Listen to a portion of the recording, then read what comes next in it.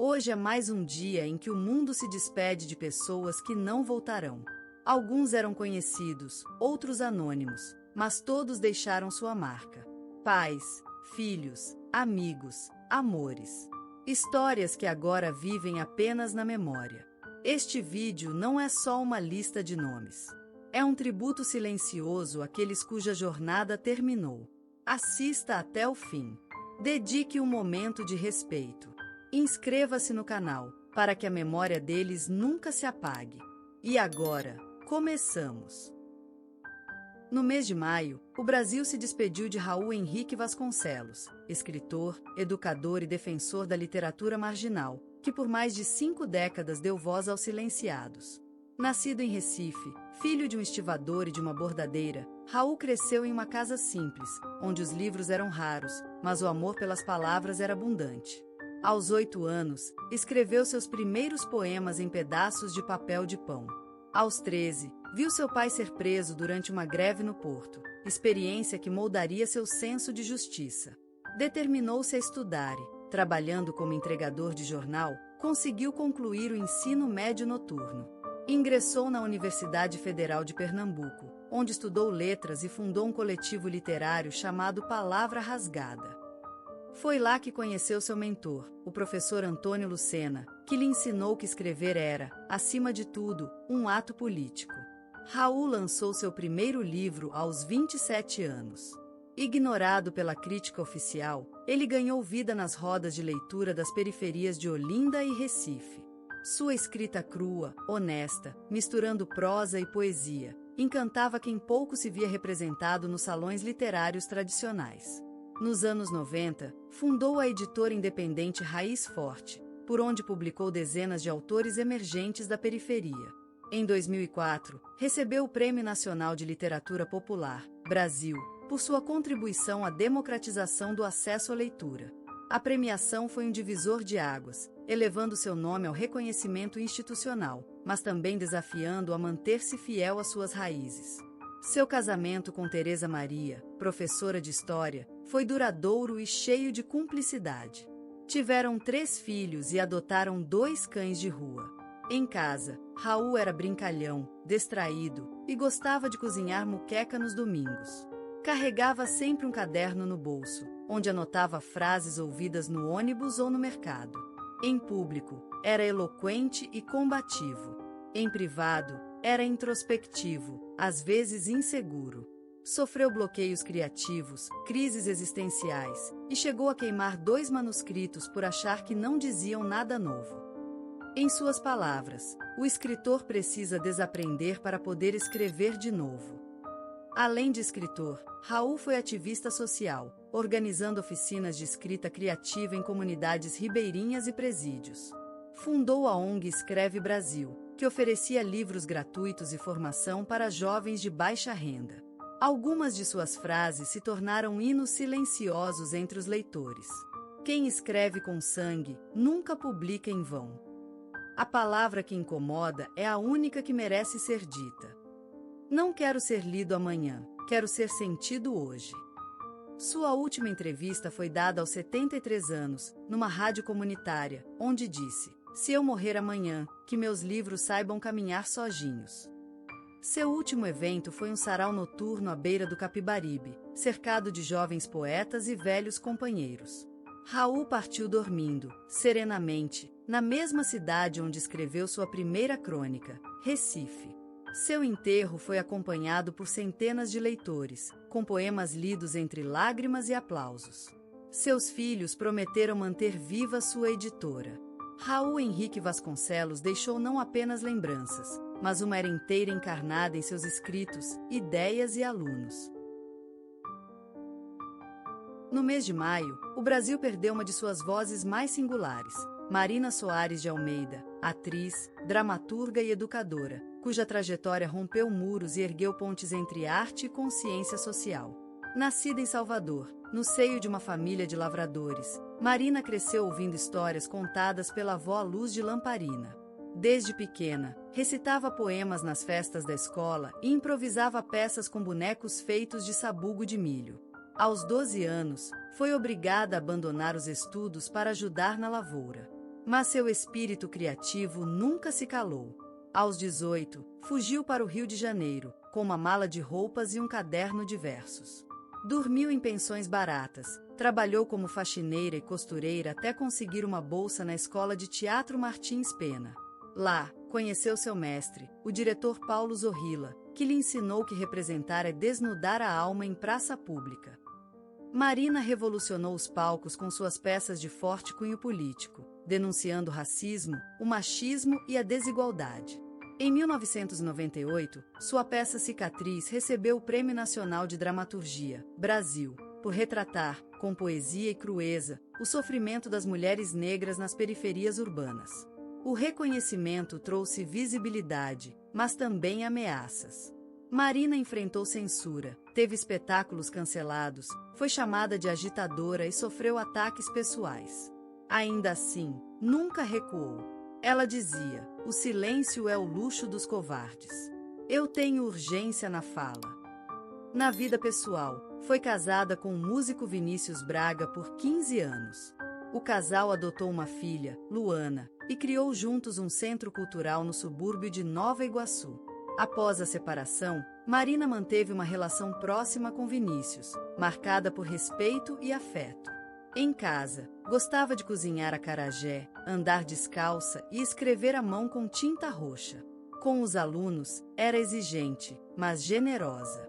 Fundou o projeto Cena Livre, que oferecia oficinas gratuitas de teatro para jovens em situação de vulnerabilidade. Muitos de seus ex-alunos hoje dirigem seus próprios grupos teatrais por todo o Brasil. Suas frases ecoam até hoje nos palcos e nas redes. A arte que não incomoda, adormece. Meu corpo é palco, minha voz é protesto. Todo monólogo é um grito de liberdade. Nos últimos anos, Marina enfrentou um câncer agressivo. Recusou a internação e optou por passar os dias finais em casa, cercada de livros, amigos e incenso de alfazema.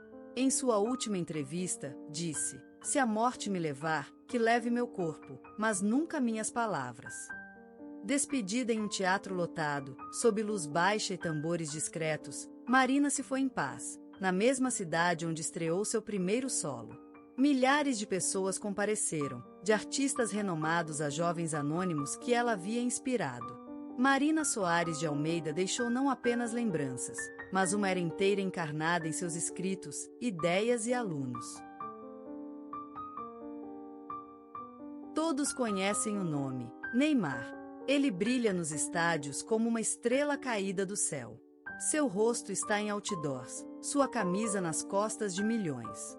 Há algo nele que transcende futebol, um misto de criança sonhadora e guerreiro da luz.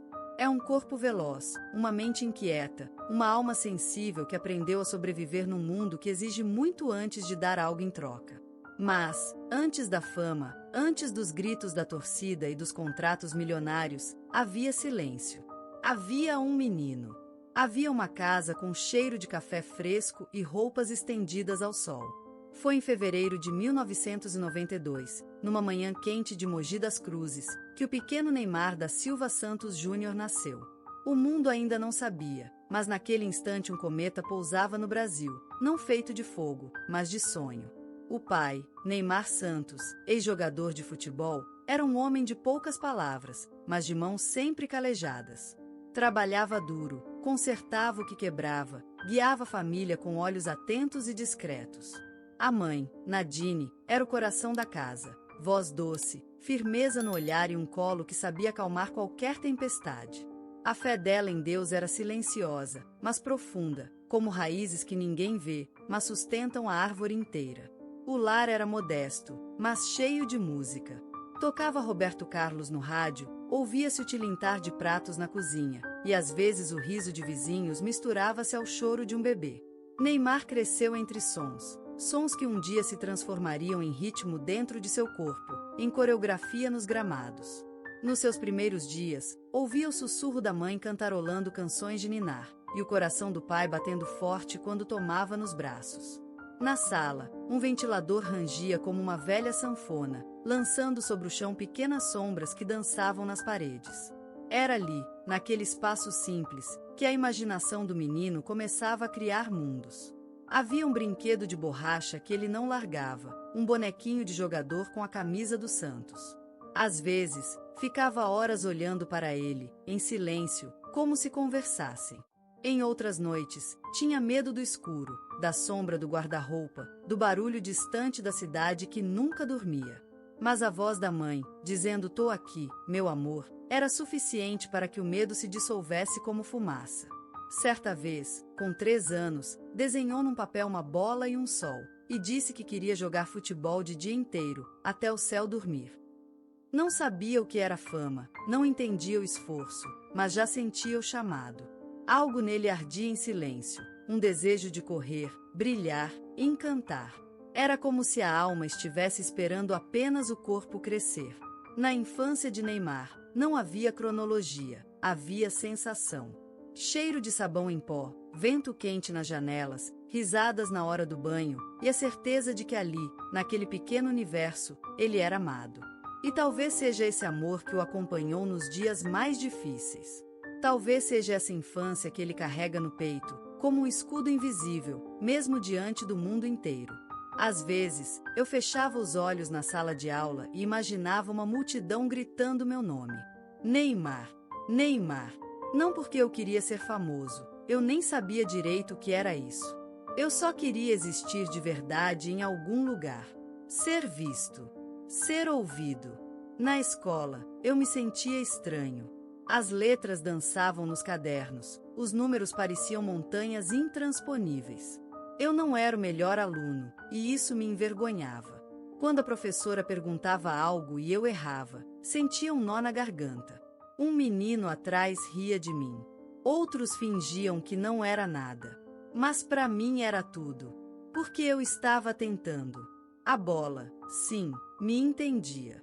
Ela não julgava, não corrigia, não ria. Quando eu a chutava, era como se o mundo inteiro ganhasse sentido. Era ali que eu sabia quem eu era. Era ali que eu não precisava fingir nada. A grama da escolinha era curta, às vezes dura, mas cada chute era uma conversa com o céu. Meu pai, sempre com um semblante sério, me observava nos treinos. Nunca dizia muito, mas quando falava "foi bom hoje", eu sentia como se tivesse ganhado uma medalha de ouro. Mas nem sempre era bom. Às vezes eu errava, às vezes chorava escondido depois do treino. E ele dizia: "chorar não te faz fraco, mas desistir, sim". Tinha dias em que eu queria sumir. Quando via minha mãe dobrando roupas tarde da noite, cansada, os olhos pesados.